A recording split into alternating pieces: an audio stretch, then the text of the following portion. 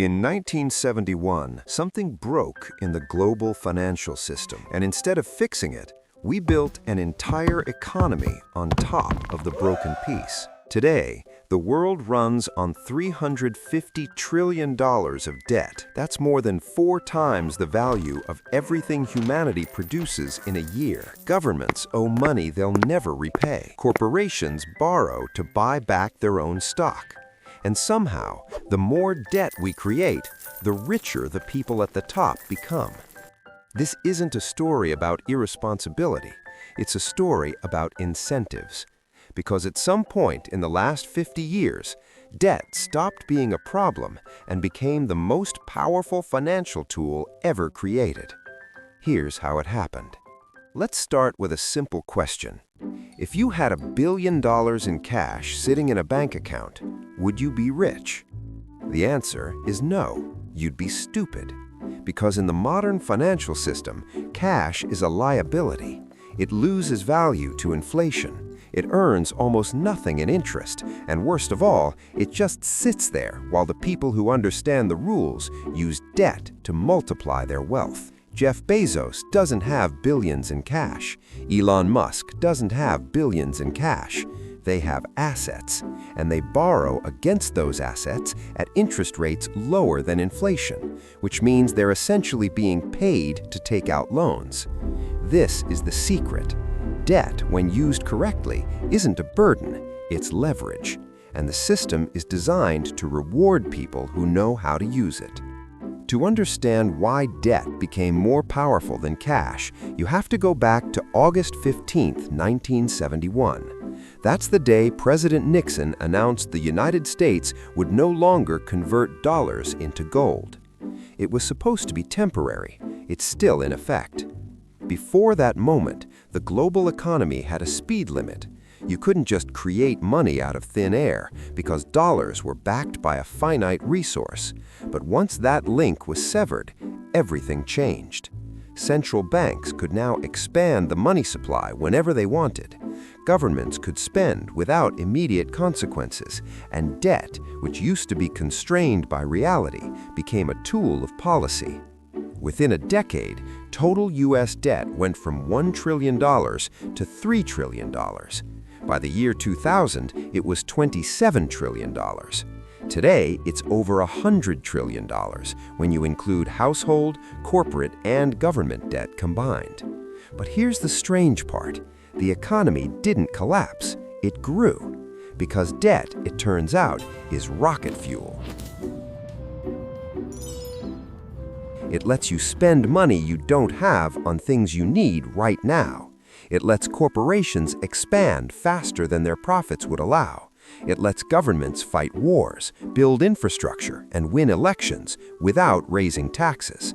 The problem is, rocket fuel burns. Here's how the machine works.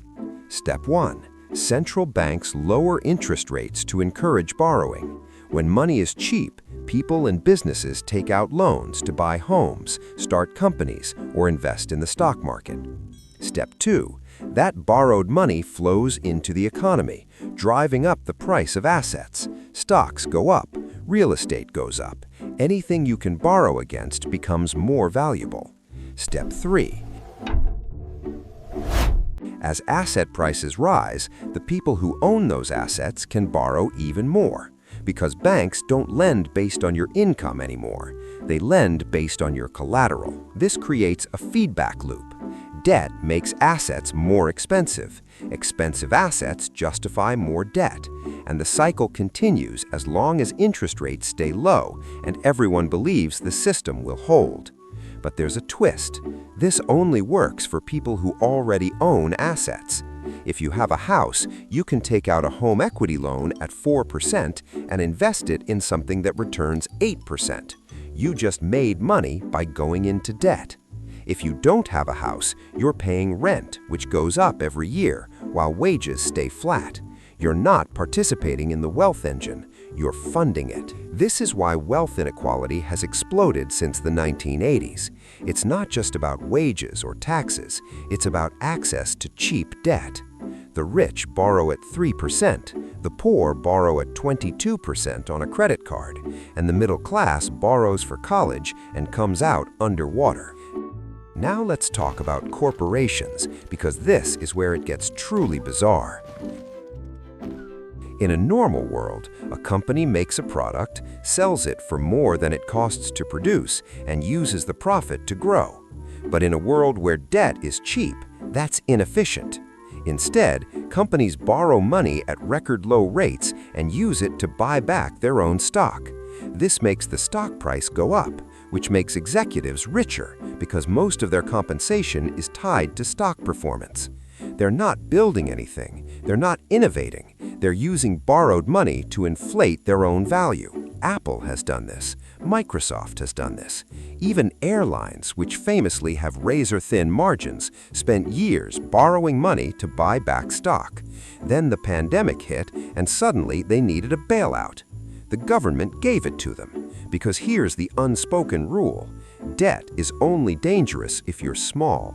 If you're a regular person who borrows too much, you go bankrupt and lose everything. But if you're a bank, a corporation, or a country, you become too big to fail.